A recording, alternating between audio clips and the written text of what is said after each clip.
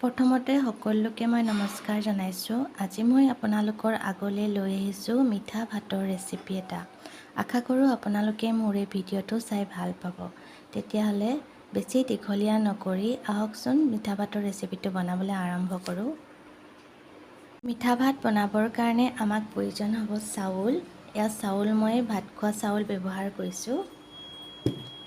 এবাটি চেনি লৈছোঁ, ঘিউ লৈছোঁ, একাপ গাখীৰ লৈছোঁ, অকণমান হালধি গুড়ি লৈছোঁ, এয়া লৈছোঁ লং, ইলাচি, ডালচেনি আৰু লগতে এটা ডাঙৰ ইলাচিও লৈছোঁ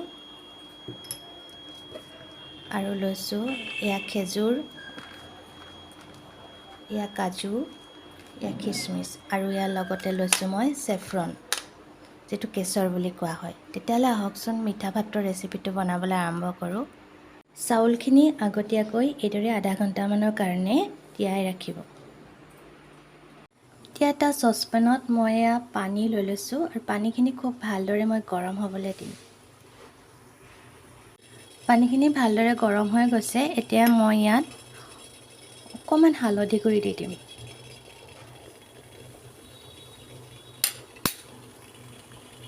এতিয়া মই পানীৰ পৰা টুকি লোৱা চাউলখিনি ইয়াত দি দিম।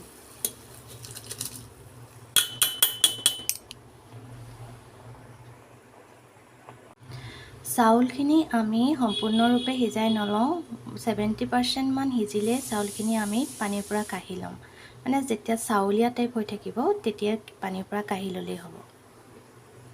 চাউলখিনি আধা সিজা হওঁতেই মই এইদৰে পানীৰ পৰা টুকি ৰাখিছোঁ, কাৰণ আমি পিছত আকৌ গাখীৰতো অকণমান সিজাবলগীয়া হ'ব।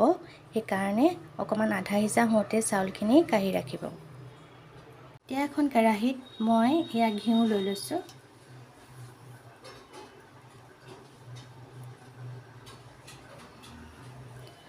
আপোনালোকে ৰিফাইনত বা অন্য তেলত নবনাব, ঘিউত বনাব। এতিয়া ইয়াত মই ইলাচি, লং, ডালচেনি দি দিছোঁ।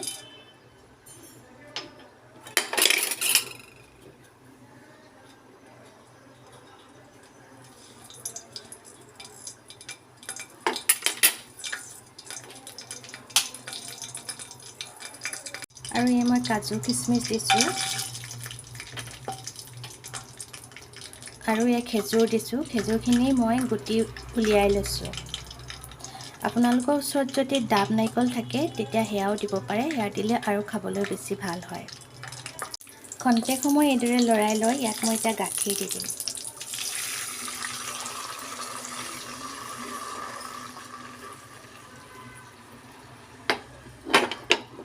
গাখীৰত এতিয়া মই এয়া চেফ্ৰন দি দিছোঁ।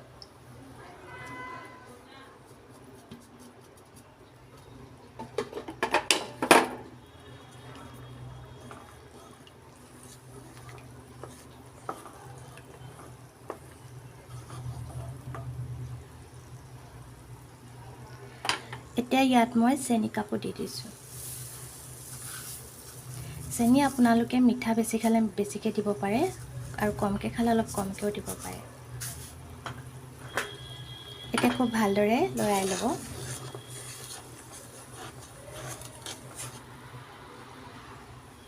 আৰু এতিয়া ইয়াত মই চাউলখিনি দি দিম।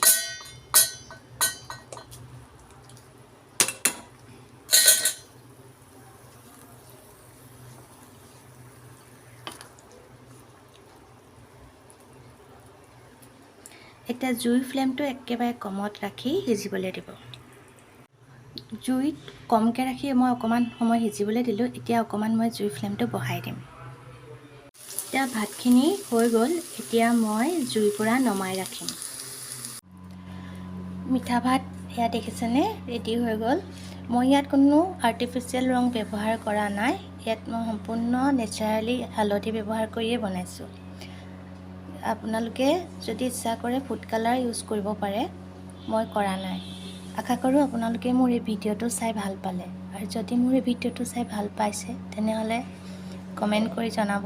বনাই খাবচোন এবাৰ কেনেকুৱা পালে, আৰু লগতে লাইক আৰু শ্বেয়াৰো কৰিব, আৰু লগতে মোৰ চেনেলটো ছাবস্ক্ৰাইব কৰিবলৈ নাপাহৰিব। ধন্যবাদ।